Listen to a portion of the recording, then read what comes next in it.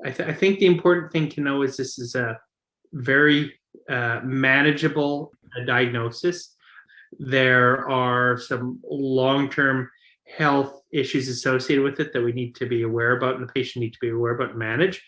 And I think it's important to know that we both can provide care for these patients. And actually, if you can see these patients for 6 months before me, they may never need to see me. This is one of these things. Listen, we talk about in so many health problems are associated with lifestyle and diet and exercise issues and vices. But this is really one where there is excellent evidence, like direct evidence to say these lifestyle modifications will improve the chance of you having the result that you want with respect to fertility without having a medical doctor involved. So if they can, stay with you for 6 months, they may never walk through my door. Welcome to the Conception Channel podcast. Hello, everybody. Welcome to the Conception Channel podcast. I am your host, Spence Pentland. This is brought to you by Ian Still Reproductive Wellness, and I am excited to have back on the podcast today Dr. Jon Havelock from the Pacific Center for Reproductive Medicine here in Vancouver, British Columbia. Welcome, Jon. Thanks for having me again. I'm excited about being able to bounce some things off you about PCOS or polycystic ovary syndrome. I know it's something we both, see a lot of. Yeah, I mean, it's likely the most common reproductive endocrine disorder in reproductive age women. We see a lot of it. It's a very common disorder. Most of the patients that I see are seeing me for infertility reasons. They're unaware of any other issues that may surround PCOS with respect to other long-term health issues that we address at that time. But it's something I see very often, almost on a daily basis. 2021 with Dr. Google available at your fingertips. I think the majority of our patients have done their own research, so they come sometimes self-diagnosed. Often they've seen a physician for some of their symptoms in the past and have been given the diagnosis. There is that small minority on each end, though, I would say, that come in and they've never heard of it, have no idea what it is, and are shocked when they receive that diagnosis. And then I do see a small segment of population of individuals who come in believing they have PCOS. Somebody has told them, and often a medical professional, they've had PCOS, and there's a discussion about no, you actually don't have PCOS, and here's why you don't, and they're a little bit shocked. But the majority of people come in with these symptoms, have done their own research, or seen a medical professional and have the diagnosis when they get to me. Before we go too much further, give people a description of the most current way that or criteria that's used for the diagnostics of PCOS. Yeah, well, the diagnostic criteria has changed over the years. The earliest diagnosis of PCOS, it didn't have the term PCOS. It was called Stein-Leventhal syndrome. So it was an eponymous disorder discovered by two gynecologists in the United States, very accidentally. And if we want to talk a little bit more detail how that was discovered and how the first forms of therapy are, we could definitely do that later. But then in the 90s, there was revised criteria, and then actually, the term polycystic ovary syndrome was well known and part of the terminology at that point in time. And then in, I think it was around 2003, the Europeans and the Americans managed to agree with the diagnosis would be. And then 2018 is really where we are with our most current diagnostic criteria. As time has gone on, sort of the guidelines and for diagnostic criteria therapy have really expanded, and the current accepted guideline documents about 200 pages long.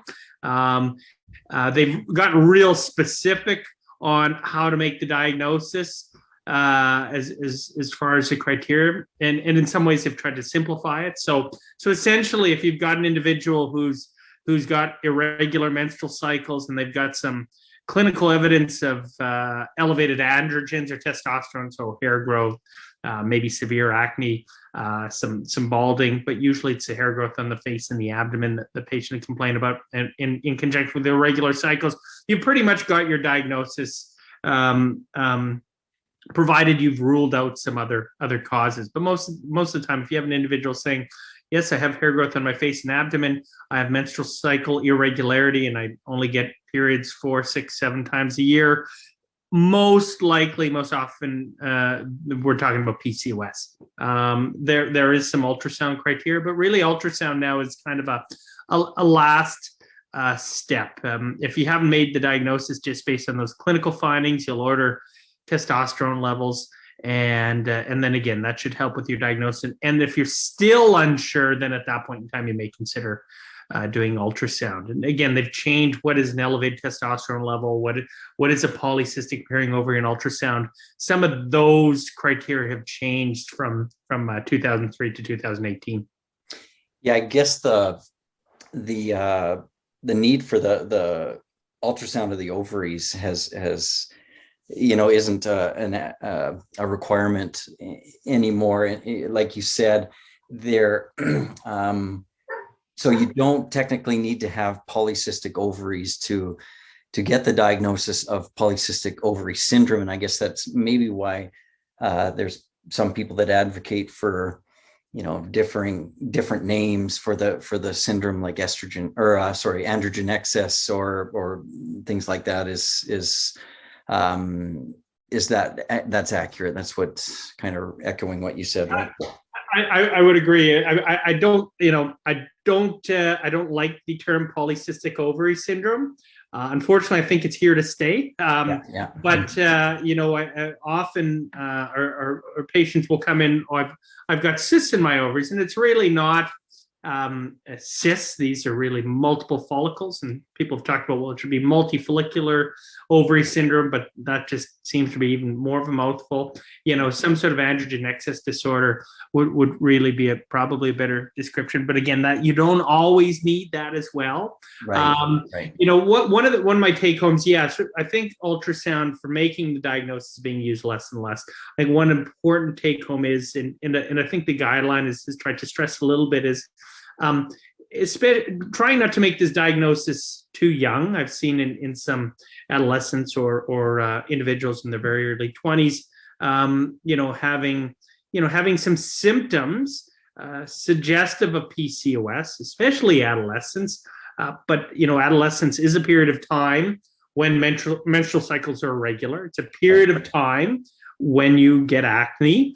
Right. And so this is really normal part of adolescence, and sometimes they'll get labeled, well maybe this is polycystic ovary syndrome when it likely isn't. And then they will get an ultrasound and they'll find out that there's polycystic appearing ovaries. But many adolescent girls have a lot of follicles in their ovaries and have polycystic appearing ovaries, and so they get labeled with this diagnosis when really they're just going through normal adolescence. So I think it's taking care of not trying to make the diagnosis too young, and not relying as much on the ultrasound. The ultrasound's really just used as a last resort to clarify your diagnosis if you're uncertain. Okay, and there used to be an LH-FSH ratio used to be something that was utilized some as well too. Can you speak to that? Yeah, I mean, there are a couple laboratory findings that you'll find in polycystic ovary syndrome that are associated with PCOS, but not part of the diagnostic criteria. So descriptions of the LH being much higher than the FSH, or an LH-FSH ratio, 2 to 1 or greater. You see that often, although I got to admit, I'm not ordering LH levels a lot because it's not part of the diagnostic criteria, but I do see it ordered, and often you'll see that. Anti-Müllerian hormone, a very popular endocrine test, and it's really probably a very closely correlated surrogate marker of the follicle count in the ovaries. And they've talked about, well, maybe we use anti-Müllerian hormone of 35 picomolars or higher as a threshold for making the diagnosis PCOS. And again, they allude to that in the document, but still not part of the criteria. So yeah, if you order those tests and you see that, it's pointing more to polycystic ovary syndrome, PCOS, but not part of the diagnostic criteria. So it kind of reinforces what you probably already know, and it's further evidence. Right. So you could go into clinical findings like maybe even acne and hair growth and anovulation or irregular menstrual cycles. And then you can take that next step into an ultrasound. And then there's some LHFSH, and yeah, right, a higher AMH sometimes is something, criteria that people will also lean on. But and what about weight and insulin resistance and blood sugar concerns, like the metabolic side of it? Is that looked at too? Because that can be quite impactful on fertility, right? Yeah. So yeah, absolutely. Almost a third to a half of individuals with PCOS are either overweight or obese based on BMI criteria. The recommendations are, at least initially, doing screening for diabetes in individuals with PCOS, because there's going to be a 3 to 5 fold increased risk of either impaired glucose tolerance or type 2 diabetes. So at least doing an initial screening is reasonable for patients when you make diagnosed PCOS, especially if they have greater risk factors. So Asian ethnicity, elevated BMI, definitely elevated BMI. So in that group, screening should be considered. But I think really is a baseline for all your PCOS patients, because of the higher risk, independent of their BMI, it'd be worthwhile doing screening for diabetes or impaired glucose tolerance. The one good thing about this document, when you talk about lifestyle, medicine and Western medicine, often it's okay. Gut disease, what's the pill? What's the pill? Right. And there's lots of there's some discussion about pharmacologic therapy, definitely in this, especially for your infertility treatment. But the first line treatment in the new guidelines is really lifestyle modifications. That is the first line of therapy. So diet, exercise, weight loss is really first line therapy for this population, both for infertility and likely for some of the longer term sequelae of PCOS. Yeah, and that's the conversations that we end up, kind of stepping in and having. And I always, the ideal scenarios that we could work a little bit with some of these women before they come to PCRM, and if we can help them get, maybe lose some weight and get on top of diet. And sometimes that's as simple as having the discussion about testing for metabolic, concerns and the pre-diabetic condition that PCOS often, lends itself to. And that's really quite motivational. It is confounding often with thyroid conditions and stuff too. So it is a difficult condition to treat in and of itself with just diet and lifestyle. And this is where your treatment comes in more too. But I do see some good results, but it requires a lot of commitment, and a lot of digging your heels in. That's for sure. It absolutely does. I mean, but 5 years ago, there was a publication, New England Journal of Medicine, looking at the obese infertile population. So the BMI was 29 or above, and they had infertility. Now they would exclude things like severe male factor, because you're not going to get pregnant, spontaneously with severe male factor. Severe endometriosis, tubes are blocked. But if you had either unexplained infertility or mild male factor or anovulation, which most of them were PCOS, and you're obese, there's a very well designed randomized trial to go do fertility treatment, or take 6 months to try to lose weight, and then do your fertility treatments. And overall, they found at the 2-year mark, the chance of having a live birth in both arms really wasn't that different. Like it was. I mean, actually, the non-weight loss group almost was even a little bit better, but that's because they start treatment right away. Right. But the most important part of that stuff, so that's not my argument to say don't try to live a healthier lifestyle. It definitely didn't hurt. And there's 100 other reasons why you should try to bring your BMI down. Right. But when you looked at the subset of the population who weren't ovulating in that group, and that population, when you look at that population who were randomized to the lifestyle interventions to try to lose weight, lose 5 to 10% of their weight through diet and exercise, they were almost fourfold higher likelihood of conceiving spontaneously. So they were the PCOS group. This is probably the very first very high quality evidence to say in your PCOS group, if you do diet and exercise, you're much more likely never going to have to take a step into a fertility clinic.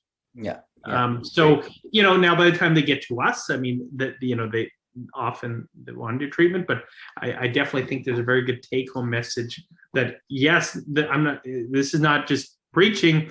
There's very high quality evidence to support that in this population. Yeah.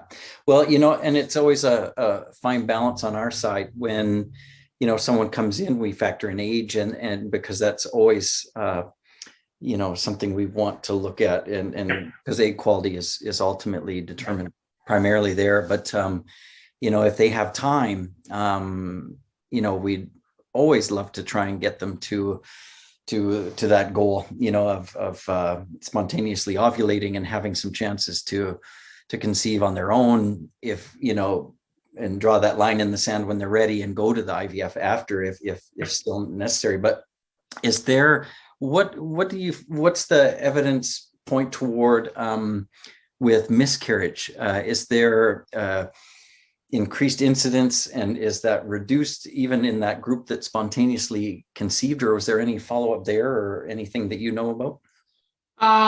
In that study, I don't remember there being any increased risk of miscarriage. The primary outcome, at least in that study, was looking at the chance of a term live singleton delivery vaginally. Okay. And why they specified vaginally, I'm not sure, but that was their primary outcome measure, and there was no difference. With respect to, I would say with respect to miscarriages, is there a higher risk of miscarriage in the PCOS population? I would say that the literature is a little bit inconsistent. There's definitely some studies that have suggested it's higher, some that haven't.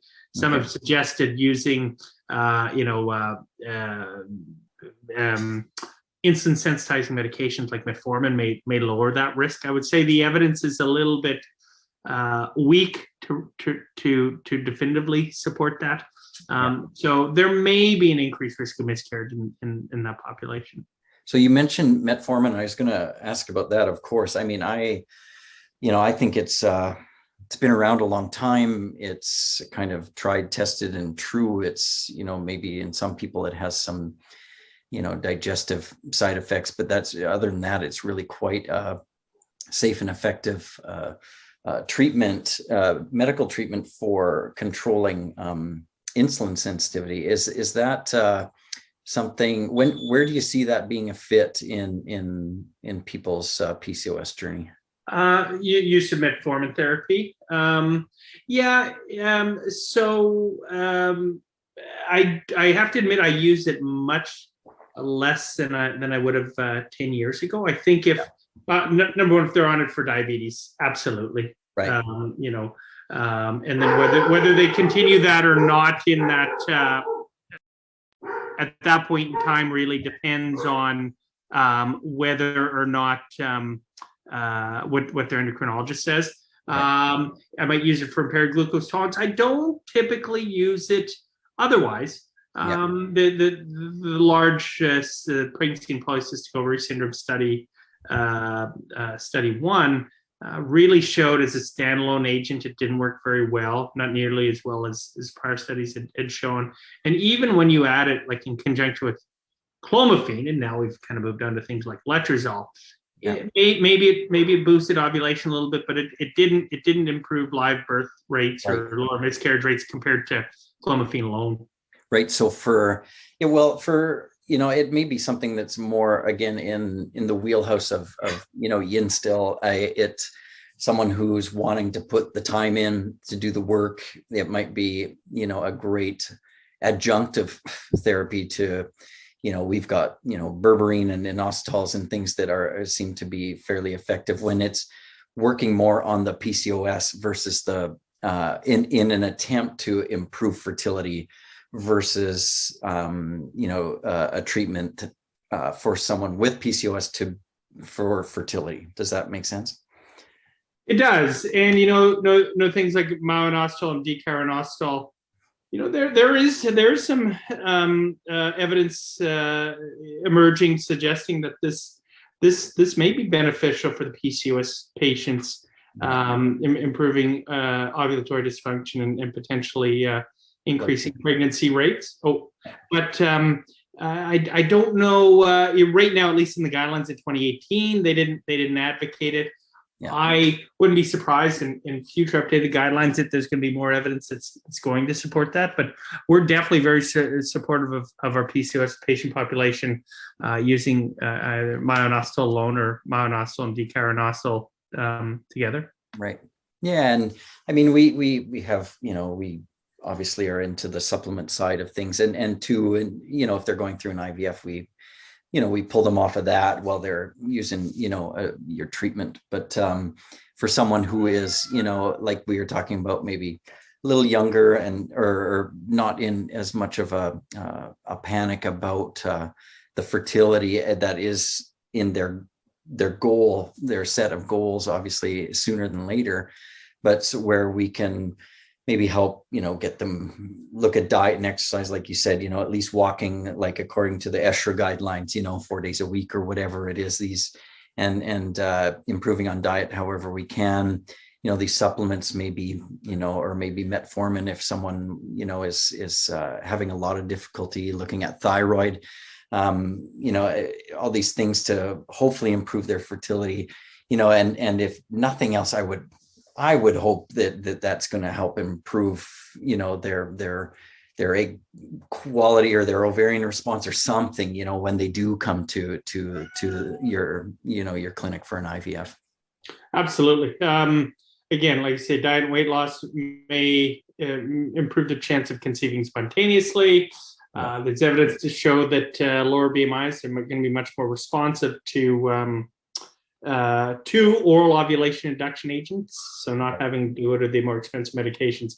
And the one thing with the PCOS patient population, they tend to be a younger population than the other diagnostic categories that we treat. So we have the luxury of time. That being said, most of the patients that come through the door want to get pregnant today. Actually, they want to get pregnant a year ago. Exactly. So sometimes I understand that impatience, but if you can, manage expectations, say, listen, you are young. We could potentially save you a lot of, because less uninsured.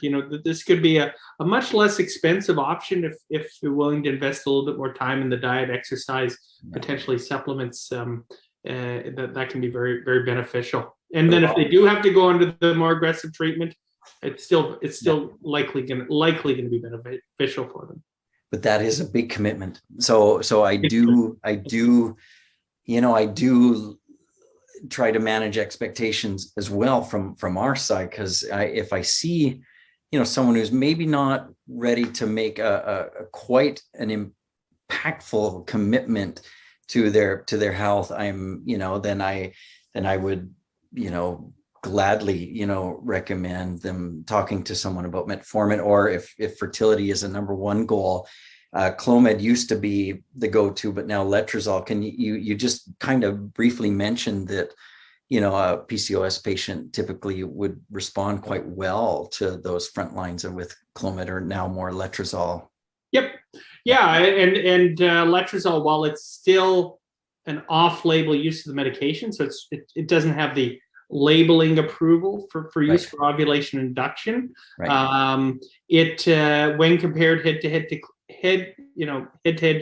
clomiphene, it was found to have a higher ovulation rate, higher live birth rate. So, it's our first line pharmacologic therapy for PCOS patients. Definitely at this point in time is letrozole. Relatively inexpensive, easy to use, a lower side effect profile than clomiphene. So it is a good first line option for these patients. Yeah. I forget what I heard in the past with Clomid on average, stimulating 1.8 follicles and letrozole 1.3 or something. So I don't know. I default to you for the data on that, but it seems to be if it's letrozole is more erring on the side of less stimulation in a sense, as compared to Clomid. Is it a safer option in that respect too for PCOS, especially if you're doing an IUI or yeah, something? And try to remember the details from the pregnancy and polycystic ovary syndrome study 2, which was the other New England Journal study, which compared clomiphene and letrozole head to head. And I can't remember the follicle counts, the clomiphene versus letrozole off the top of my head. I do remember the twin pregnancy rates in those two groups, and they didn't reach statistical significance with respect to a difference between them. Yeah. But the point estimate. So the twin rate for clomiphene was around 7%, and for letrozole it was 4%. So if you just look at the point estimate, you might say letrozole's a lower, but I usually will quote a 5% twinning rate. Anything more than twins is rare for both of those drugs, right. Although they have occurred. So definitely the twin rate's fairly low, and we don't want to, as much as possible, we don't want to have a high prevalence of multiple gestations. So very safe, and most of these are single intrauterine pregnancies. So with letrozole or Clomid, they're both taken very similarly. Just for people that are listening that are unsure, that's an oral medication. Can you just kind of tell people how it's taken? It's nice. I mean, what I tell people is you take it the exact same way for both of those medications. Yeah. You start with the lowest dose, which is 1 pill a day for 5 days, starting on the 3rd day of the period. So it's the same clomiphene versus letrozole. It's the same. Now the dosing of the pills is different. So a typical clomiphene tablet is 50 milligrams, and a letrozole one is 2.5 milligrams. But you take it for 5 days, once a day, starting on the 3rd day of the period. Right. And typically, I'll use that for, I usually recommend a young patient tries for 6 months, and if they're not pregnant in the first month, then they try the second month, and so on and so on. Now, you may have to increase the dose of medication. When would you increase the dose of medication? If they're not ovulating on that dose. So if they don't ovulate on that dose, then you go to 2 pills a day for 5 days, starting the 3rd day of the period. Right. If you're not ovulating on that, then you go to 3. And then if they don't ovulate on that yet, you pretty much call it a day and look at other options. Yeah, more like IVF. So safety profiling. I know it seems like letrozole is a medication that is, women are allowed to take, longer periods than Clomid. Is it to have a different? It seems to be a safer alternative, which is nice, because that's what's being used now, right? Yeah, and we're using it again because it's off-label use. It's it's a short cyclic. I mean, this is a treatment that's used for extended periods of time on a daily basis for women with estrogen receptor positive breast cancer. Right. We're using it for very short periods of time compared to that. So we don't believe that there's any long-term safety risks because of its long-term use in breast cancer therapy. Right. So I'm seeing. So the next stage from that for treatment would be because women can take letrozole and just have sex, but they can also and monitor for ovulation, obviously, but then they can move to an IUI. And also, is letrozole used in mini IVF? Some, can you speak to like the stages of, kind of moving up to the IVF? Yeah. So if somebody is not conceiving on the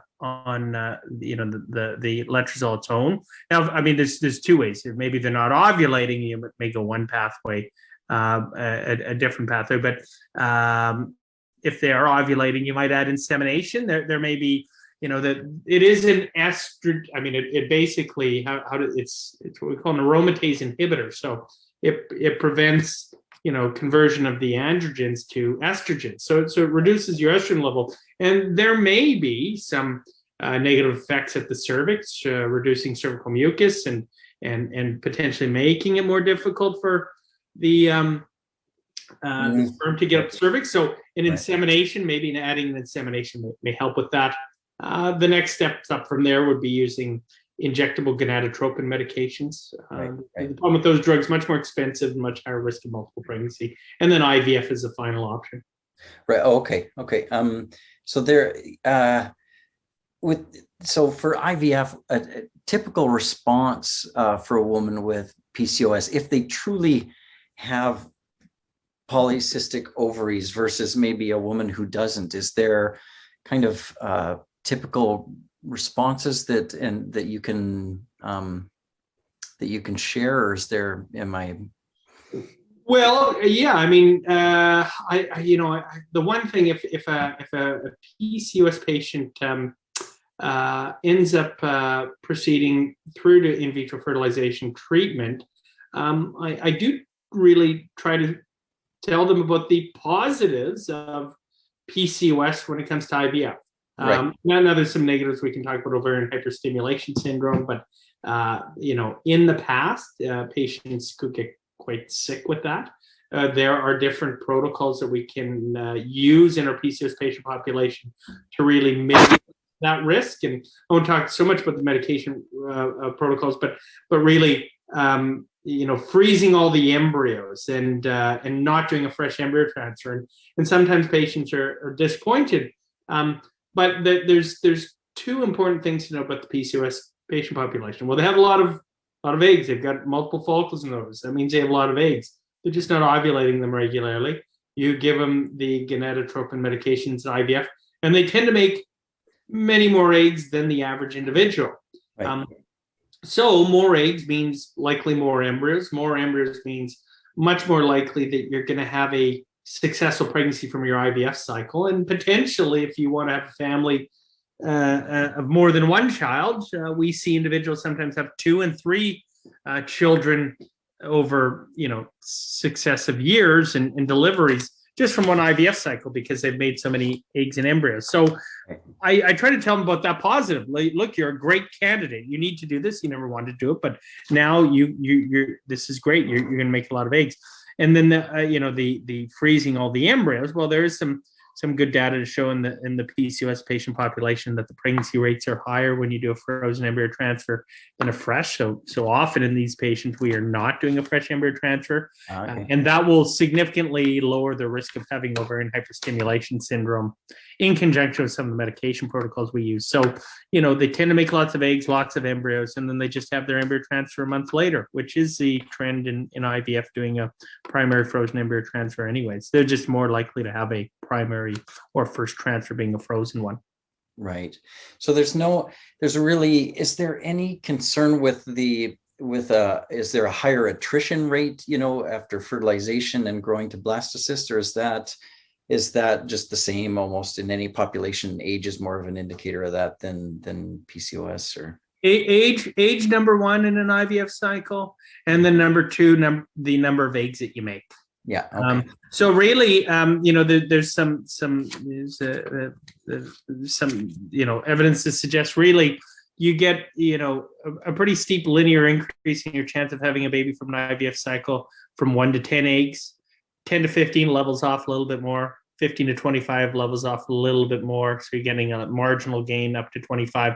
And then after 25, you're really not getting much more gain. But most women can't make 25 eggs in an IVF cycle, but it's not uncommon for PCOS patients. Now, but you don't get too cavalier and be making 30, 40, 50, because then you could get into complications even with the newer protocols. But they do have the ability to make more eggs, and most of the time in a young patient, the embryo quality is still quite good. Right.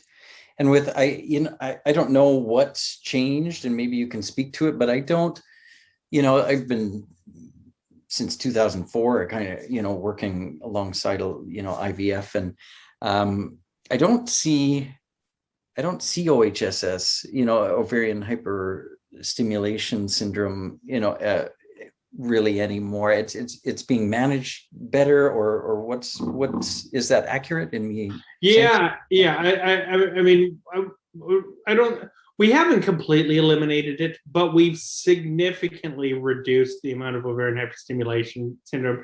And really, two big interventions would be using certain types of protocols where we use, a different medication to mature the egg that significantly lowers the risk. That's probably the biggest intervention.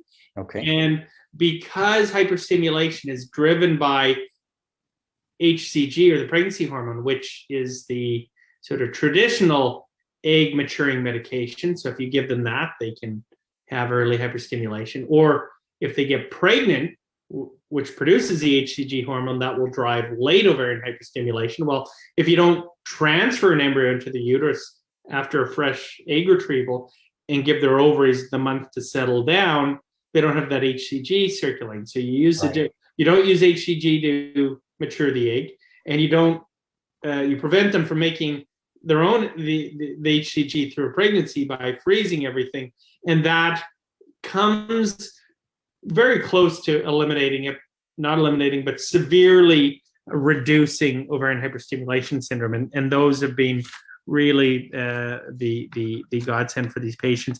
And the thing being is improvement in embryo cryopreservation techniques over the past decade, whereby, before, frozen embryo transfer pregnancy rates were significantly lower than fresh. Now they are as good, or in the PCOS patient population, probably better doing a frozen embryo transfer. So awesome. Those are the big changes in the past decade that have really improved fertility care for all our patients, but definitely our PCOS patients. That's huge. I mean, I see we're working on the health, but also the experiential piece as well. And we've seen, going through IVF is a lot. And that trend toward, because it's a lot, it's a big deal going through, it's a lot of intervention, a lot of appointments, and a lot of stress, going through that initial IVF. I mean, so it's nice when the women get that break, and I don't doubt, even just if that does play a role, the experiential piece, the stress or whatever you can label it as, it seems to be a beneficial trend. I think that's great, and I'm glad to hear that statistically it's showing that too. Yep, absolutely. So I mean, from both sides here, it looks like a woman with PCOS, there's a pretty bright future. Maybe you want to look at the metabolic side and the health and work from that side. It requires a lot of commitment, but maybe it helps, reduce the incidence of the offspring having that metabolic, and just maybe conception naturally on their own, or maybe a better response in an IVF. And if not, I mean, the treatments that you have to offer seem to end with, quite a beneficial, outcome in many respects as well, and live births. So it seems like with commitment and just being ready to step into, the management or treatment that, you or I, it seems like the future is pretty bright for most women with PCOS. Yeah, I do. I think there's more awareness. I think one important thing is as a reproductive endocrinologist and infertility specialist, there's always a joke where it's spelt with a small r, small e, and a capital I, and we get very hung up and focused, our practice on the infertility part. And one thing I definitely want to make sure whoever listens to this, the audience, realize some of the other things we need to consider. Yes, absolutely. Long-term metabolic issues. So diet, exercise, weight loss. We don't gain this weight overnight, and we're not going to lose it overnight. And some of the habits that we form in our lifetime over a long period of time, it takes a lot of time and effort to change those habits. But it's important to reduce the long-term risks of certain diseases, associated with obesity. Diabetes associated with obesity, but PCOS is likely an independent risk factor, and diabetes. There's good evidence to say that the most effective therapy that's being shown for individuals with impaired glucose tolerance to prevent progression to diabetes is exercise and weight loss.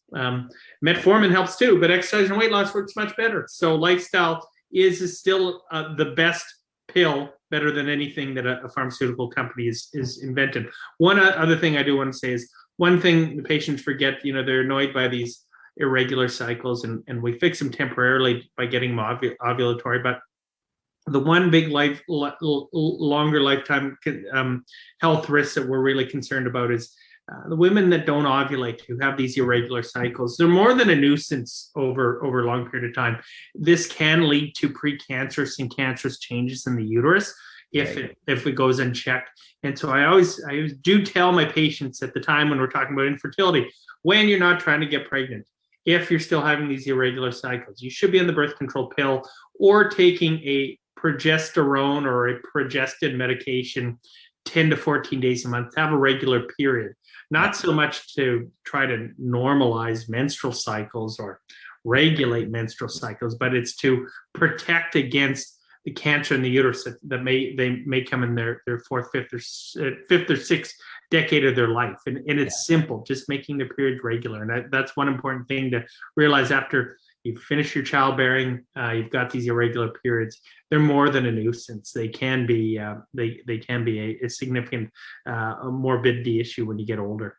Yeah, those are great points to bring up. Thank you so much for that. And just on the progesterone side, that cyclical progesterone to induce the breakthrough bleed. I love treating women in tandem with that, some, that are trying to just, in a sense, regulate their menstrual cycle. Because sometimes we can, with some of these other things that we do, from a health, diet, exercise, supplemental perspective, those all in coordination sometimes can help trigger the body back into, finding a rhythm, which is just an aside. Just you brought that up, so it twigged my my memory. Yeah, interesting.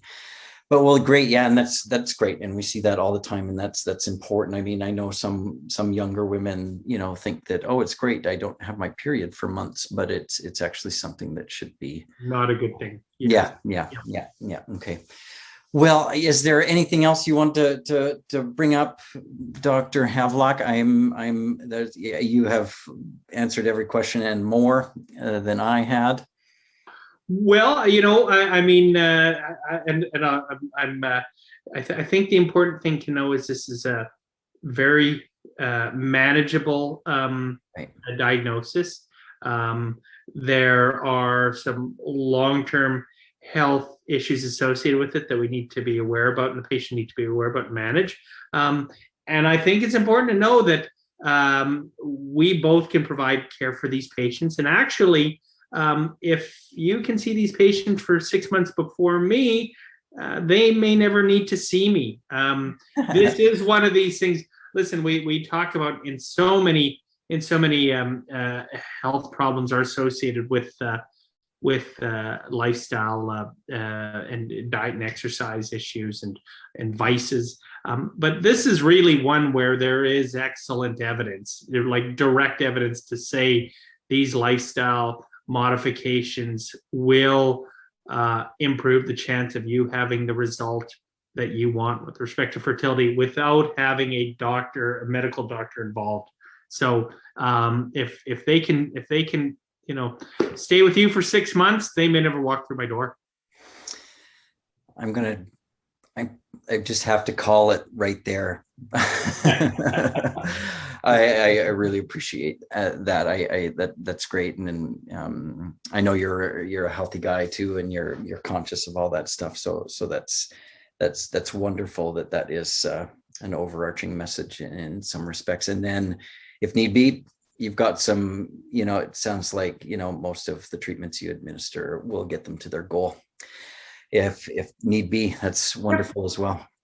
Awesome. Well, Dr. Jon Havelock from Pacific Center for Reproductive Medicine in Vancouver, British Columbia, thank you so much for being with us today on the Conception Channel podcast. Thank you very much. And until next time, we'll see you. All right. Take care. You too.